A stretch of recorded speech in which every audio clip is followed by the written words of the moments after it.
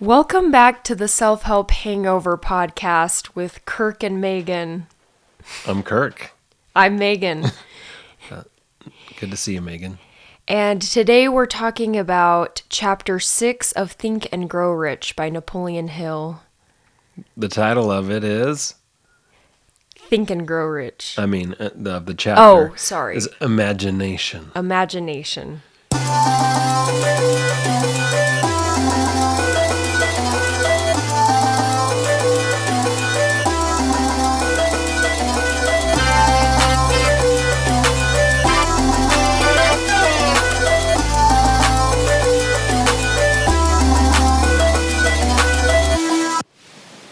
Anything stick out to you about this chapter?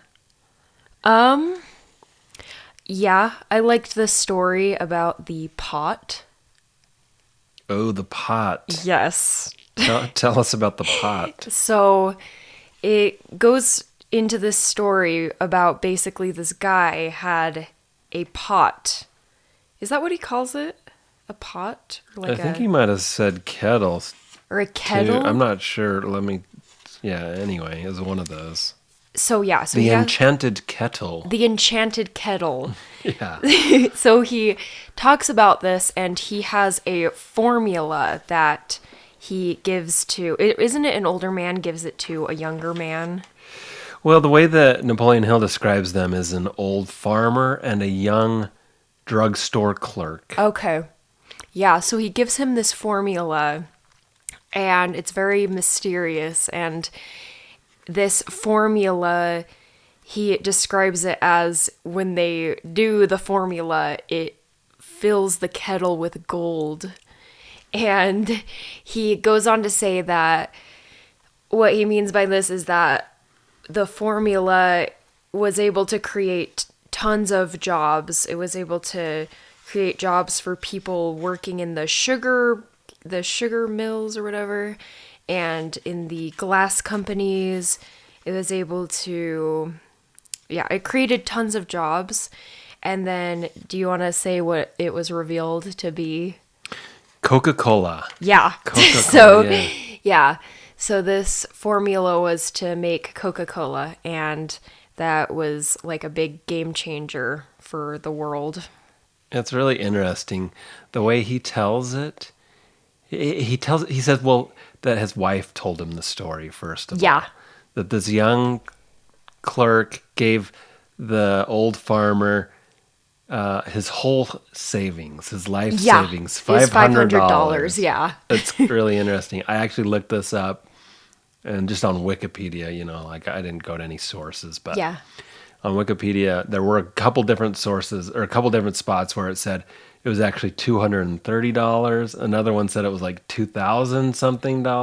Oh, interesting. And so it's clearly a story that has taken on very legend many status, right? Yeah, very many. And also, in Napoleon Hill's telling of it, it sounds like this guy risked everything by giving his whole savings to buy this recipe. When in reality, who knows? I don't know if he actually did spend his savings, but he came from a landowning family, so I think that he had plenty of resources to fall back on. So anyway, it's just interesting how this story is built up to legend status, when in reality, and the other thing is that it's all about imagination, right? Infusing this, having this idea created this giant fortune that lasted through the Great Depression, when other businesses were failing and all that stuff. So it's just interesting how romantic his idea of Coca-Cola is. Yeah. With the relation to all these other businesses that were also imaginative and many didn't survive, right? Yeah. So I just want to throw that in there. But also, didn't Coca-Cola have cocaine in it? Yes. Originally? Well, they were they removed. Yeah, I mean, you could, again, all of my research was on Wikipedia, but at a certain point they decided to separate out the cocaine and sell that to as medicine, to the medical community, and they were marketing it initially as like something that was, I'm trying to remember, it took away headaches, and was like, and it made him feel like intoxicated without him being like inebriated. Oh, he said that in this story. Yeah. Yeah, so Coca-Cola, I'm sure, has its own really fascinating history beyond the romanticized version that Napoleon Hill has here. But what are our takeaways about it? That it started with an idea that led to this huge product. Yeah, he says, any idea you may create, I'm quoting from the book, any idea you may create as sound and meritorious as Coca-Cola has the possibility of duplicating the stupendous record of this worldwide thirst killer. Unquote. I think it's hilarious. Yes, any idea that I have that's as brilliant as Coke has the potential, has the possibility of making the same giant impact as Coke. So yeah, I'd love to come up with an idea like that. But also, it was innovative, right? Like this was the first. I don't really know the history of sodas in general, but I'm assuming that Coca-Cola was one of the first ones. Yeah. So it's not even like today, if we came up with a soda idea, it would not be as impactful or revolutionary as Coke when it came on the scene. Yeah. Then he tells the story of the preacher who preached a sermon asking for $1 million. Oh, yeah. Do you remember that story? I do. Excuse me. Do you want to tell us about that? Yeah, so basically there was this preacher and he had an idea and he believed so firmly in this idea, but he needed $1 million to start it up and he did not have that money. So he was in church, right? Or he was giving a sermon. Yeah. He put out an ad in the newspaper that said, this Sunday or whatever day of the week, I'm going to preach a sermon on what I would do if I had $1 million. Yeah. Yeah. And hoping that, that would entice people to come to his sermon and find out what his brilliant idea was. Yeah. So he gives this sermon and he forgets his speech, and he had like all these notes written out and he forgot to bring it with him, and he says, thank God that I forgot my notes that day, because he basically gives a whole speech off of his intuition, and this man, after he gives the speech, walks up to him and he doesn't know what to expect, and this guy says, I really believe in your vision.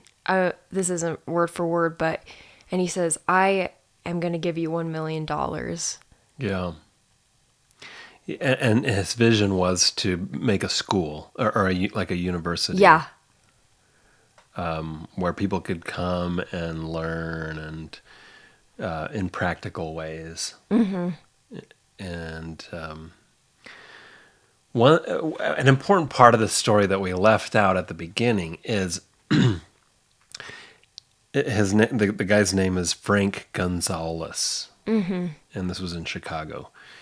And Frank Gonzalez had been trying to figure out how he could make this college for a few years. Like this was always on his mind. Mm-hmm. And then according to Napoleon Hill, he didn't make any progress during those first 2 years, but he always had this idea gnawing at the back of his mind that he needed to figure out how to do this.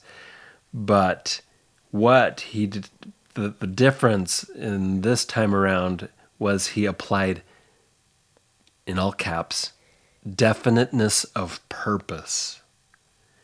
Definiteness of purpose. So,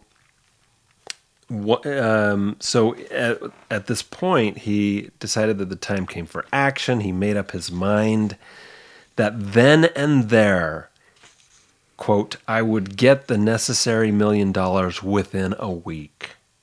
Yeah. Okay, that's right. Yeah, because he said that he was going to get that money within a week. And then he gave that sermon, and he was able to get it. So what do you think about that? I mean, I am curious as to how true that story is. I mean, did you do any research on it? Yes, I also researched You did? this. Okay.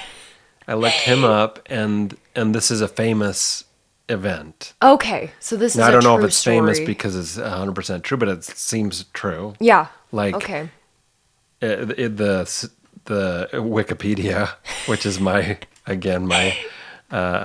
aggregate source here, said that he gave this famous speech, and it names the same man who came up and offered the $1 million to Mr. Gonzalez to start this university. Yeah.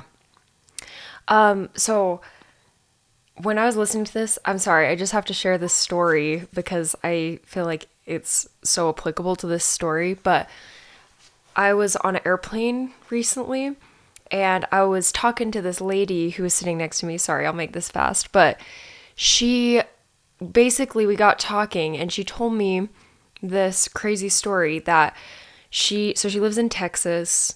She was raised LDS and doesn't go to church anymore, but she's still Christian and she's very spiritual. Anyways, so she has kids, and her husband went to jail. She didn't tell me why, but she was just in this really bad place in her life, and she was walking down the street. This is like the craziest story ever, but this lady came up to her and she was like, I feel like I need to give you this. And she gave her $9,000. And this lady started with that money. She started this coffee shop that's like, it's like a Jerusalem or a Bethlehem themed coffee shop. And people do like Bible study in there and stuff. And like, it was just like this huge miracle. So anyways, I just thought of that when I heard this story. Cause where's this Bethlehem coffee shop located? It's in Texas. I think it's in Houston, but I actually got her phone number. So because she's texted me like an article, because apparently an article was written about her. Oh, that's so cool. I'll have to like link that in the show notes or something. But yeah, I mean, I don't know if I'm allowed to do that because it's her story. But anyways, it was just like such a crazy thing. I'm sure if you Googled it, it would come up. But if there's a newspaper article, we can look it up. Yeah, we'll post a screenshot in the show notes or something. Yeah. But anyways, I just thought that was such a cool story. Screenshot in Instagram and link in the show notes maybe. Yeah. That's a lot of work. I don't know if I'm ready to know. put Well, that much I'm work like, into I'm just worried we'll forget. We'll see. We always forget. Look for it, but don't get mad at us if it's not there. Lower your expectations. Yes, please. Okay, so what Napoleon Hill says about this is I'll just read from this paragraph. Observe this important fact. He got the money within 36 hours after he reached a definite decision in his own mind to get it, and decided upon a definite plan for getting it.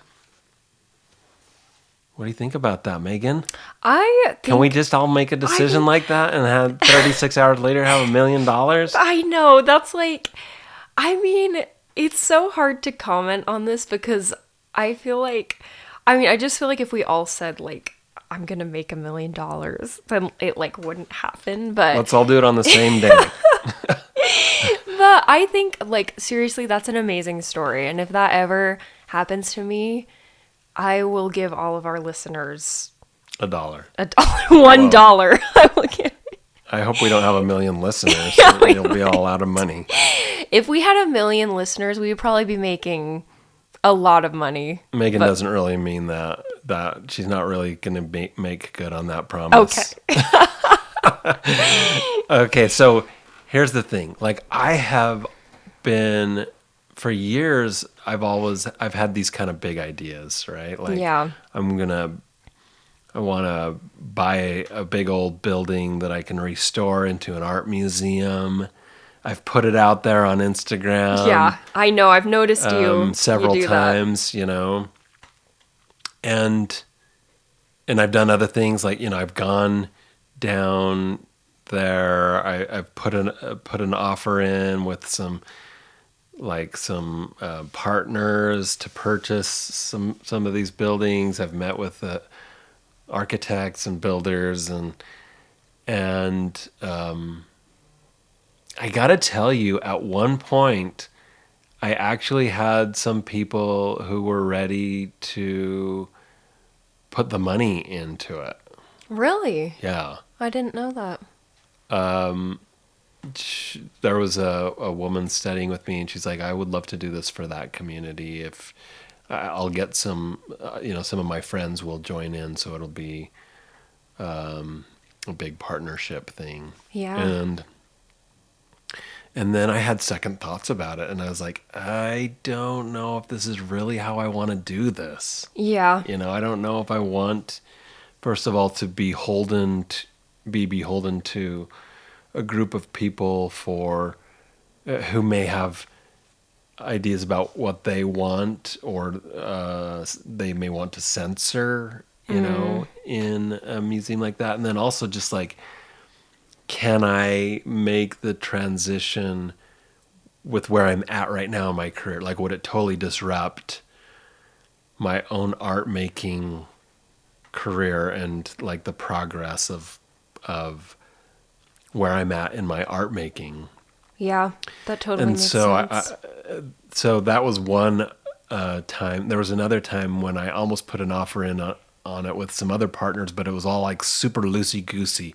They had the funds to do it and could have done it, but also it was just like, I'm not ready to enter into a partnership with these guys just because they've got the money, and I don't really know them. And I guess maybe part of the problem is that I'm very controlling about like my vision and where I want it to go, and the pace and everything is kind of feeds into whether or not I'm going to jump in.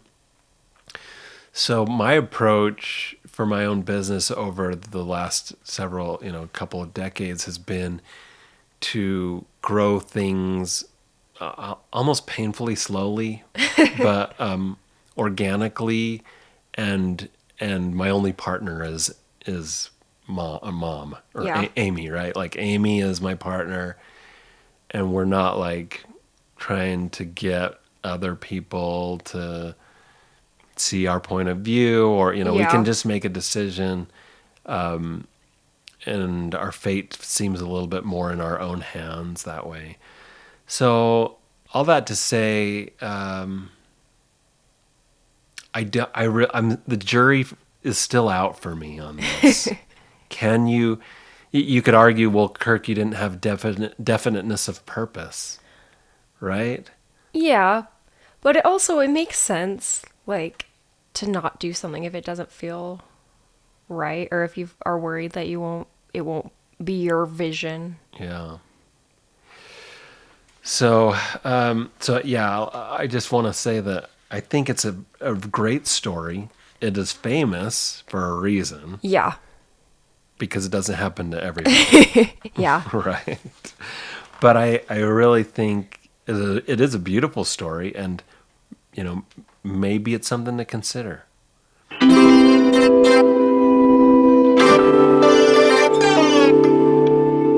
Let's do some advertisements really fast. Okay. So, Do you have anything you want to advertise, Maegan? We don't really have other advertisers, so we're just going to advertise our own stuff. yeah.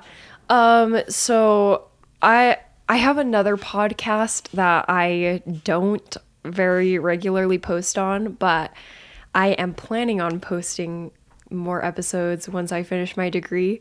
But it's just called the Meg's Fitness Podcast, and you can follow me on Instagram at megs.fitness. How do you spell Megs? Oh yeah, so it's Maegs. So yeah, it's a little weird. Maegs fitness. Maegs.fitness on Instagram. Yep. And do you have a separate Instagram account for your podcast? I do, yeah. It's just Maegs Fitness Podcast. No periods or spaces. Do you want to advertise your training or anything? Yeah, so I'm a personal trainer. I've been doing it for over 5 years. So I do one-on-one training, and I do it in Payson. And then I also just teach fitness classes there. So if you ever are interested in personal training, feel free to DM me or reach out. All right. Let's get back to the program.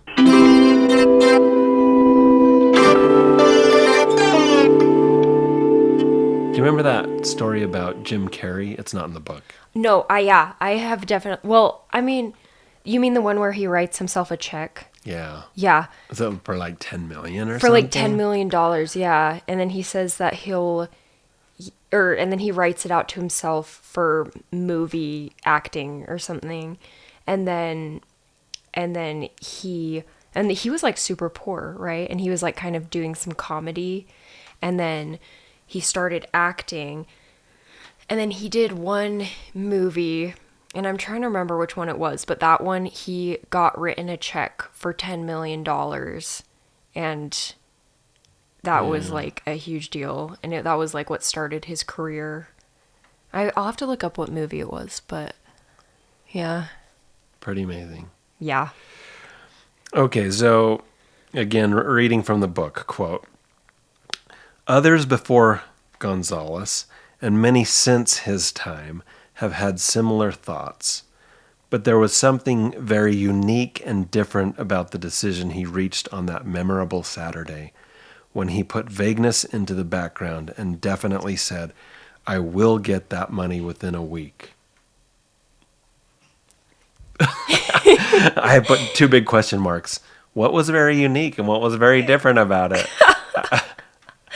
Yeah. I mean, part of me is like, there are lots of people who did the same thing with definiteness of purpose. Yeah, and it did, right? and nothing happened. So, according to Napoleon, quote, "God seems to throw himself on the side of the man who knows exactly what he wants, if he is determined to get just that." Unquote. I think I kind of like that, because I think that if you have a vision and you're putting actions towards that vision, I believe in a higher power, and I think that like you will get external help if you have like a firm goal that you're going towards. But also, I was going to ask you, do you believe that in a God? Because you asked me that a few episodes ago, and I realized that I never asked you. Or is that Do I is believe that in a private? God? Yeah. I mean, I paint paintings about God all the time. Yeah, but And I have a kind of universalist approach a lot of days, where I think God could be a lot of different things, including like just all of us collectively. yeah.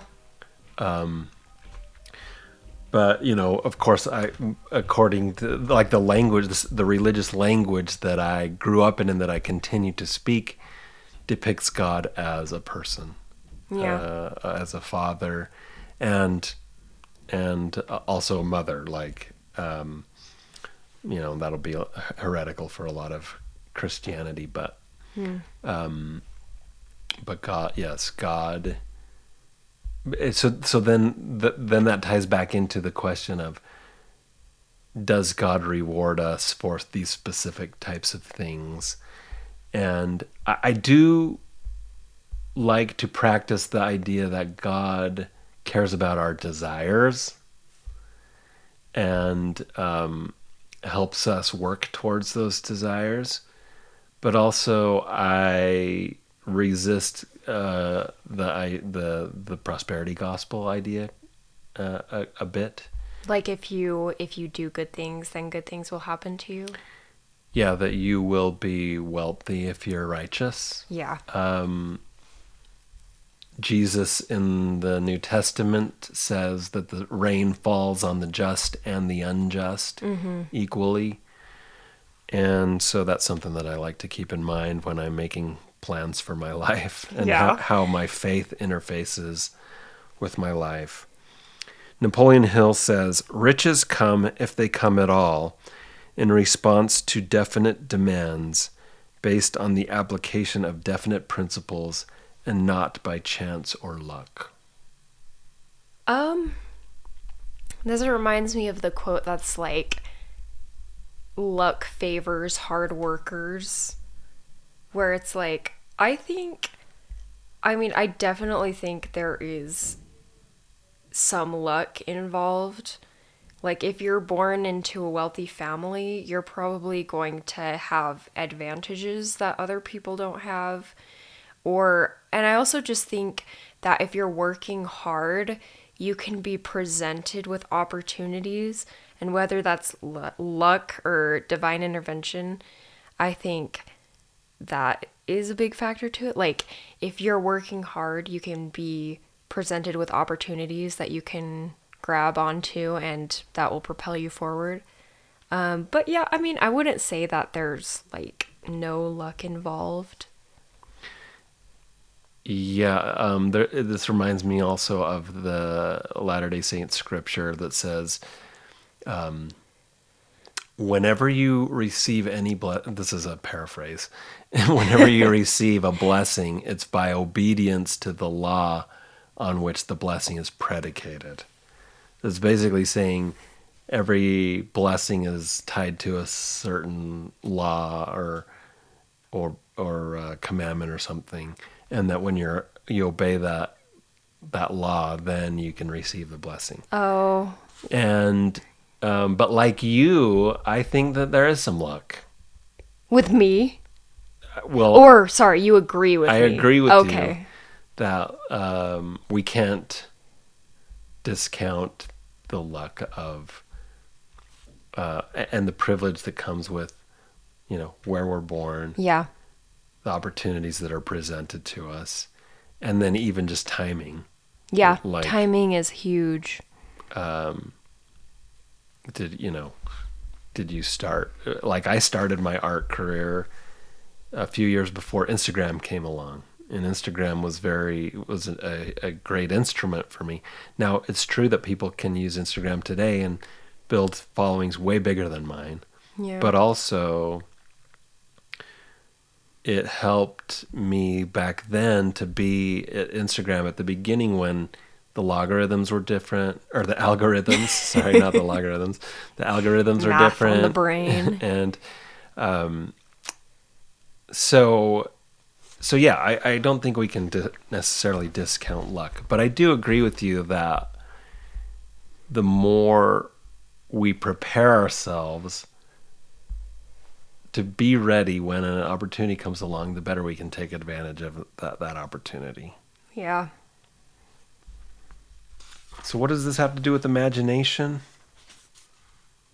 Well, the magic kettle was, they imagined the possibilities with the magic kettle. Mr. Gonzalez imagined the possibilities of the college that he wanted to found. And through imagination and definiteness of purpose was able to get the donation that he needed in order to start that college. Is there anything else you wanted to say about this chapter? I'm just scrolling back because there were some things in the chapter before we even got to the story. Napoleon, I keep wanting to say Napoleon Dynamite. Gosh. Okay, Napoleon Hill says there are two kinds of imagination: synthetic imagination and creative imagination. Synthetic is when you take different things and assemble them in a new way.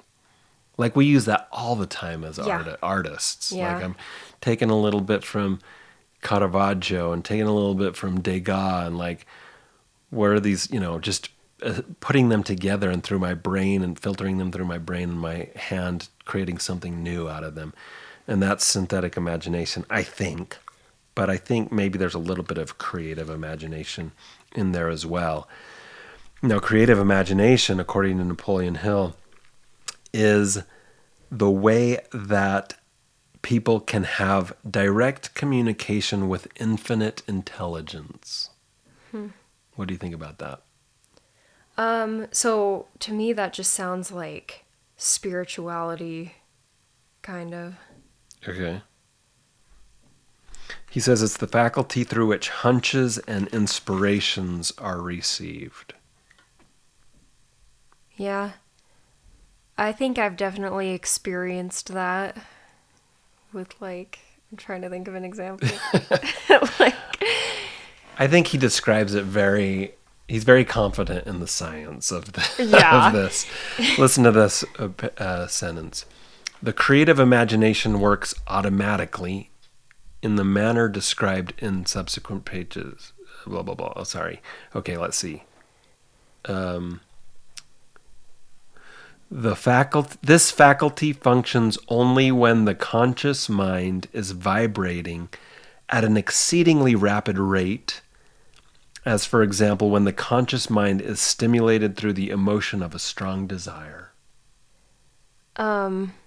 yeah, I am skeptical about how much of that is just him, like, saying things, but even maybe it is a good way to, like, visualize the way that we can move from desire through creativity into the creation of, the physical manifestation of those things that we imagine and plan for. Yeah, I definitely believe in, like, getting messages to your subconscious mind and then that manifesting into reality. Here's something that I did like.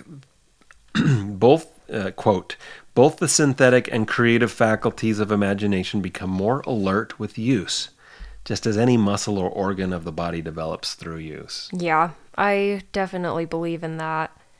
Because I think, like, for me personally, I feel like I have a connection to God, and I feel like ever since I've kind of, like, practiced stuff like that, like, I like to do affirmations, I like to just, like, envision things and envision my future, and I feel like the more I've done that, the more I'm able to do that and, like, connect with, like, that deep desire that manifests to things, if that makes sense.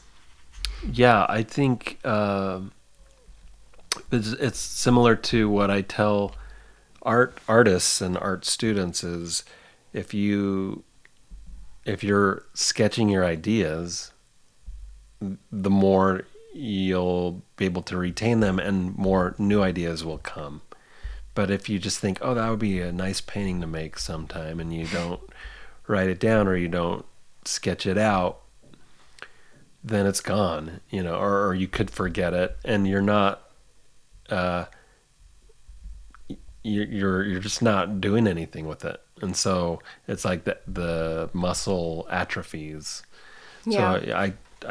So one of the requirements for my art academy is that people keep a sketchbook where they're writing down their ideas, they're sketching out their, little thumbnails of the inspiration that they get for artworks. That's awesome. All right. Is there anything else we want to cover? Just more of this kind of scientific talk, I think is interesting. And I'm using science in air quotes. The earth, quote, the earth on which you live, you, yourself, and every other material thing are the result of evolutionary change, through which microscopic bits of matter have been organized and arranged in an orderly fashion. I'm going to skip a paragraph. Desire is a thought impulse. Thought impulses are forms of energy. When you begin with the thought impulse, desire, To accumulate money, you are drafting into your service the same stuff that nature used in creating this earth and every material form in the universe, including the body and brain in which the thought impulses function. Unquote. So the main thing, I think it's kind of interesting and romantic to think that when I'm earning money, I'm doing the same thing as the earth being created, or like the natural processes that occur in the forest and in the desert, and all of those things. And I'm not totally against that idea, but I would say that we can.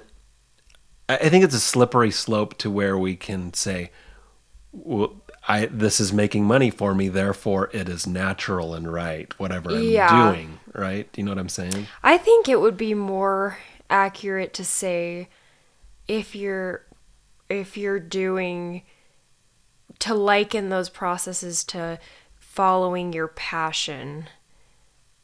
Okay. Does that make sense? Like, rather than making money, like if you're following your passion and following what lights you up in life, I think that would be maybe comparable to like natural selection, or like just all that stuff. Like a natural evolution. Natural evolution, yeah. Yeah. I guess what I'm saying is, if we say that any approach to making money is a natural process, then we can justify any approach to making money as legitimate. Yeah. And sometimes we take as a sign that making money, because it's making money, it is legitimate and God is blessing us, even though we're dealing drugs or whatever we're doing, So or scamming people. Yeah. Yeah, for like sure. Scamming people, but it's making money, and therefore it is a natural evolution. Yeah. And it's good, and God loves me. So anyway, so something to think about. I think that is it. Yep, we're back up to the enchanted kettle in that chapter. Awesome. So that is imagination. Any final thoughts about imagination before we close out this episode? I don't think so. Thank you, everybody, for listening. And on our next episode, we'll be talking about Chapter 7.